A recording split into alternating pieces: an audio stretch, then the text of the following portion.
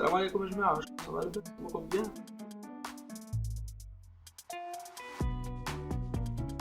عندي هامش تكمش.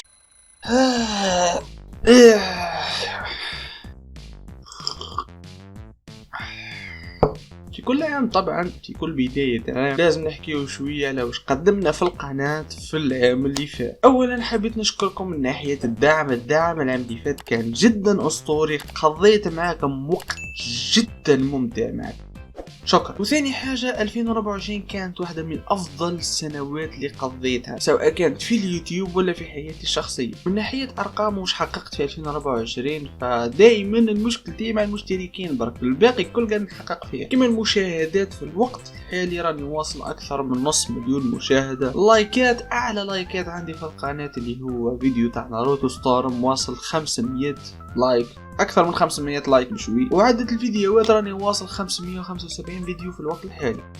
بعد ما ينزل فيديو هذا راني واصل 576 فيديو. اما المشتركين فكنت متمنى اني نوصل 5000 قبل نهاية السنة، لكني وصلت 3740. لكن المفيد ان المشتركين اللي عندي مشتركين حقيقيين ومشتركين جدا متفاعلين مع القناة، مش زي اغلب الناس اللي عندهم مشتركين بالاعداد فقط. يعني مثلا نشوف واحد عنده مليون مشترك والمشاهدات تاعو ما تفوتش ال1000، فهذه ما تجيش منطقية اخلاق. شكرا وشكرا على الدعم تاعك. خلينا نرجع للمحتوى. واش قدمنا في 2024؟ في 2024 نزلنا حوالي 97 مقطع، واغلب الفيديوهات هذه كانت تنزيل لالعاب عشوائيه بطريقه عشوائيه. واتوقع انه هذا اكثر محتوى عجبك، لانه قاعدين نجربوا مع بعضنا تجارب عشوائيه، العاب ما كانش اللي يسمعها ياسر، العاب مش مشهوره. اتوقع انه كانت نقطه ايجابيه لهنا بالنسبه لي. بالنسبه للسلاسل فللاسف ما كانش عندي سلاسل ياسر في 2024، وزاد انا ما نزلتش بطريقه منتظمه وطريقه ملاحه. كما راكم تشوفوا عندي حوالي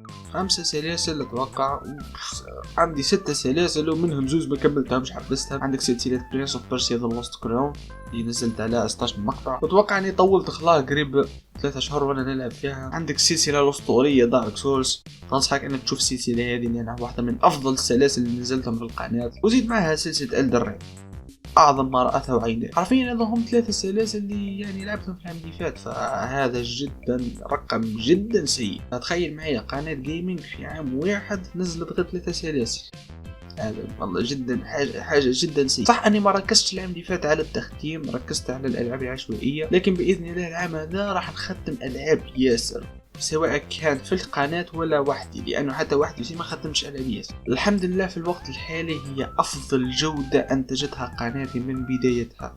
كما راكم تشوف جودة الكاميرا مليحة، جودة الكام بلاي جدا مقبولة. نزل غير نخمم مني نزيد نجيب إضاءة واحدة أخرى من هنا باه يزيد يبين وجهي، لأنه حاس إنه إضاءة ناقصة وما هي قاعدة تبين في وجهي.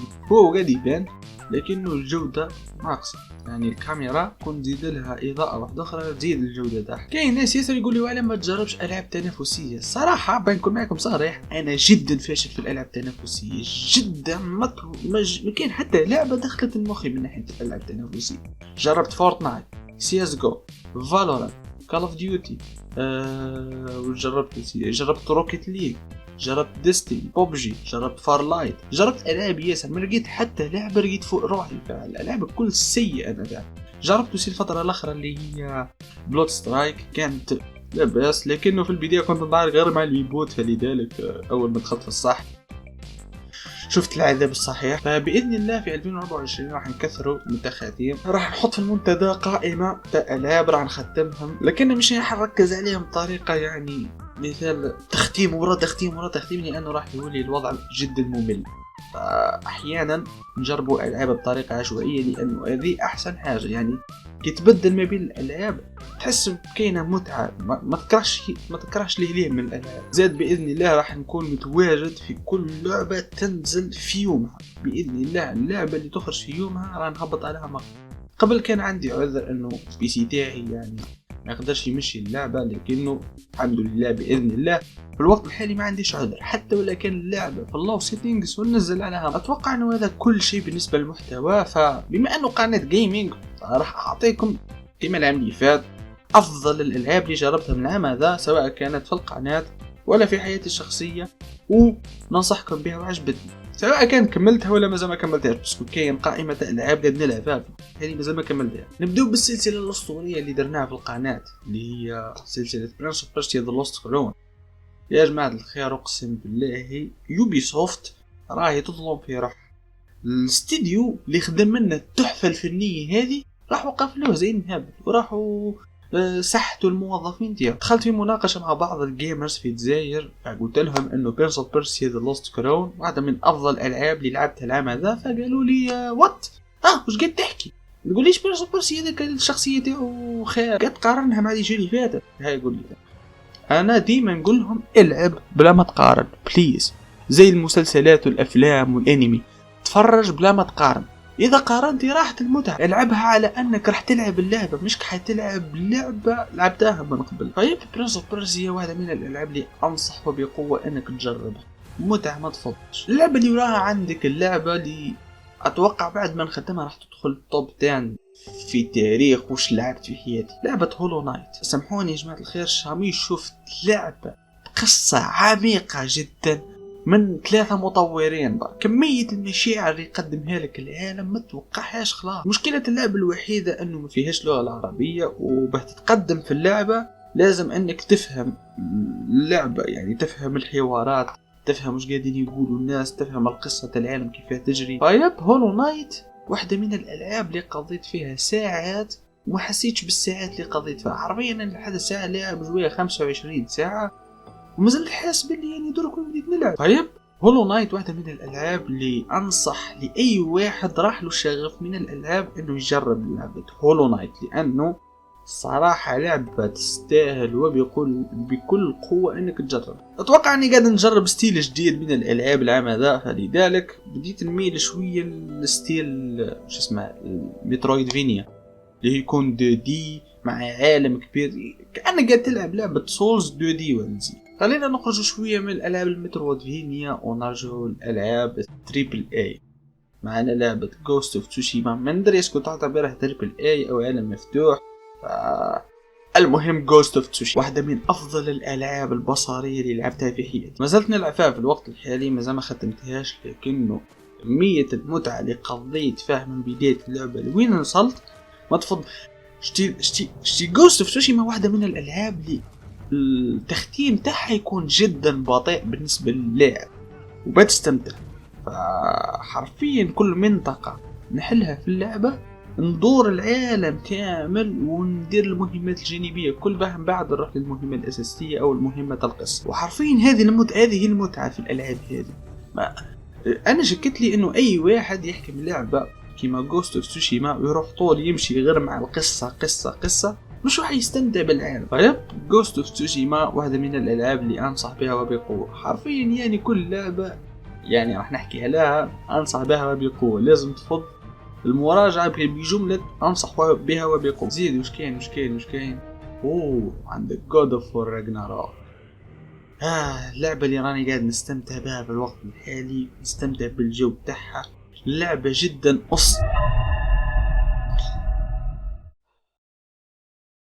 لعبة جدا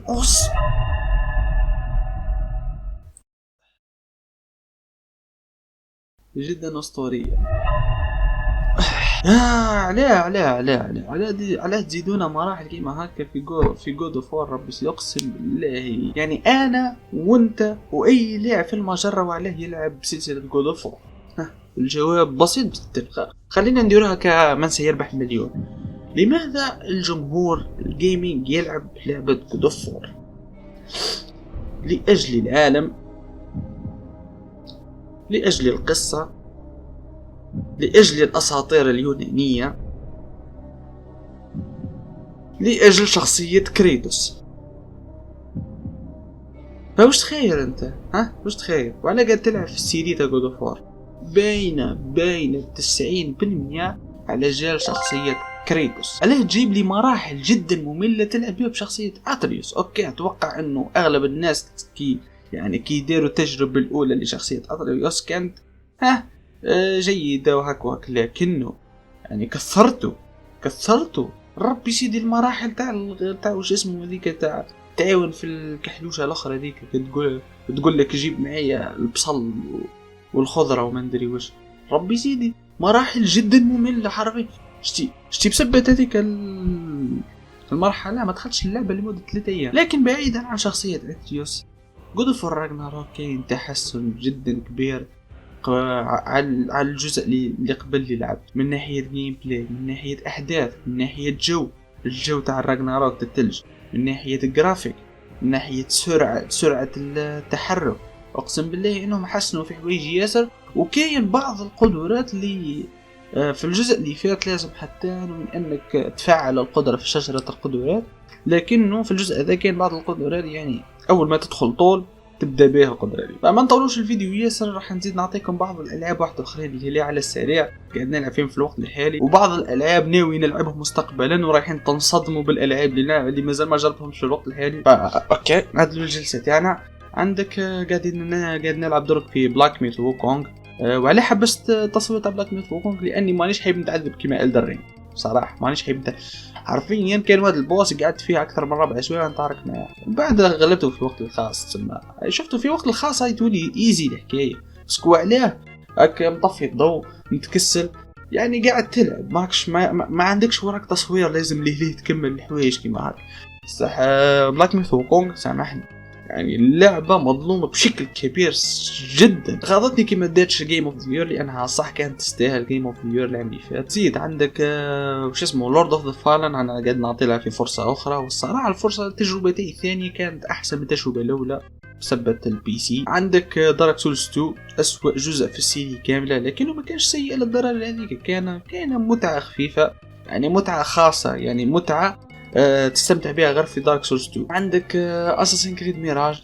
وفي الوقت الحالي قاعد نختم معاكم بلعبه لاست اوف اس. بصراحه من اول ساعتين في اللعبه جدا انغمست من العالم، جدا انغمست مع القصه. من ناحيه الاونلاين اتوقع انه العام اللي فات ما جربتش خلاه لعبه اونلاين بالطريقه. عندك بلوت سترايك. العاب الشوتينغ ما مش من جوي خلاص. كاين لعبه شوتينغ تنصحوني بها؟ احتمال كبير كاين بعض الالعاب اللي خرجت جديده، لعبة تنافسية اونلاين خرجت جديدة راح نجربها معاكم، زي لعبة دلتا فورس خرجت جديدة في ستيم، زي المود الجديد تاع فورتنايت ما جربتوش لحد الساعة. وكاين العاب ياسر ما جربتهمش كيما قلت لكم رايحين تصدمون. عندك ردد الان ما كملتوش، بديته معاكم وحبسته لانه صراحة ما حسيتش انه من جوي الالعاب هذيك. عندك ريد ديد ريدمشن 2 كيف ما لعبتهاش. The Witcher 3 للأسف ما عاودش رجعت لعبتها، لكنه بإذن الله نرجع نلعبها. عندك الثنائية تاع The Evil Within الآن 2. عندك Resident Evil 4 ريميك للدرك مازال ما جربتوش. عندك Resident Evil 7 و8 مازال ما لعبتهمش. عندك الجزء الثاني من لا سيري تاع حكاية الطاعون بليك تيل مازال ما جربتهاش. عندك سيري تاع هورايزن كاملة ما جربتهاش. وكاين ألعاب ياسر مشهورة مازال ما جربتهمش. دام يلا ليست. اعطيني رايكم انتم في التعليقات. اسكو الالعاب اللي ذكرتهم درك تصلح تختيم في القناه ولا لا؟ انا حاس انه مثال لعبه زي ريد ديد ريدمشن لعبه جدا بطيئه ما تصلحش فيديوهات. تقدر انك مثال نهبطوا عليها حلقه واحده ومن بعد يعني كي نكمل اللعبه نعطيكم رايي عليها، لكنه كتختيم ما حسيتش انه زاد انه اغلب اللعبه تنقل.